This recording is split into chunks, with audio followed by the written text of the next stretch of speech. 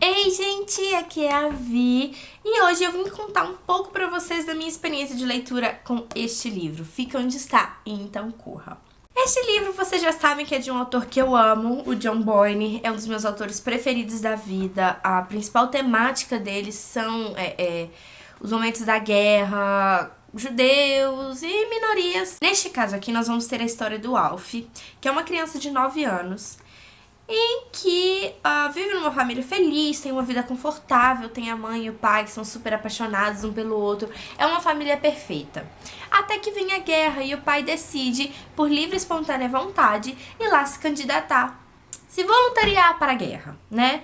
Ninguém foi lá pedir para ele se alistar, mas ele foi e colocou na cabeça que ele precisava se voluntariar e se voluntariou.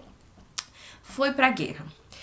Ele mandava cartas, mandava mensagens para o Alf. Depois de um tempo, as cartas começaram a ficar um pouco confusas, um pouco corridas, digamos assim. Oi, Marge, como está a família? Nossa, olha o barulho das trincheiras e sabe, um discurso de guerra misturado ao discurso do próprio pai. E aí foi que ele, de repente, parou de enviar cartas. E o Alf, a criança de 9 anos, ficou sem saber o que estava acontecendo. Porque ele perguntava à mãe e a mãe não respondia, falava que ele estava numa missão secreta, porém ele começou a perceber que a mãe não estava contando a verdade pra ele e a partir daí ele foi investigar. Eu não vou contar pra vocês o que tinha acontecido com o pai, porque eu acho que é um spoiler que eu acho que vocês deveriam ler pra poder descobrir. E o diferencial dessa história é que ela não é narrada pelo Alf. É um narrador que ele está presente na história, mas ele não é um personagem. Como nós estamos sempre acompanhando o Alf, a narração da história é uma narração mais infantil, é um discurso mais tranquilo de se entender e leve. Não é uma narrativa de um soldado que está na guerra, não é a narrativa de uma esposa de um soldado que não sabe o que aconteceu com ele. É a narrativa de um filho, de uma criança muito pequena que teve que crescer para poder ajudar. Como ele diz mesmo, ele está fazendo a parte dele, né? E esse título, Fica Onde Está, Então Corra, é um título muito interessante. É uma parte em que o pai conta para o Alf que isso daqui é o que o tenente dele dizia. Quando ele visse a fumaça à frente dele, é para ele ficar onde está, e quando a fumaça chegasse até ele, era para ele correr. Então, fica onde está, então corra, era como se fosse um mantra deles para a sobrevivência. E o Alf usa disso aqui como...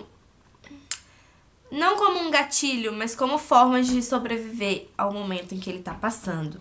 Outra coisa que eu acho interessante reforçar sobre essa história é que, apesar de falar sobre o Alf, a gente também descobre muito sobre a vida da avenida onde ele mora, da rua onde ele mora, das pessoas, dos vizinhos, as pessoas que foram deportadas por causa da origem dela, do país delas, as pessoas que não foram pra guerra e foram julgadas por isso, as esposas que ficam esperando pelos maridos. E às vezes aparecem os carros dos exércitos e as esposas ficam desesperadas, torcendo pra que ele não pare na casa delas, porque se eles pararem lá é sinal de que os filhos morreram, de que os maridos morreram.